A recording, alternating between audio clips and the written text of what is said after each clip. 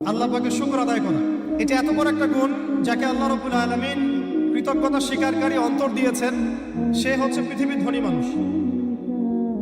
চলতে ফিরতে উঠতে বসতে সবসময় আমরা আল্লাহ পাকের নিয়ামতগুলো স্মরণ করব এবং সবসময় বলতে থাকবো আলহামদুলিল্লাহ, বলতে থাকবো আলহামদুলিল্লাহ।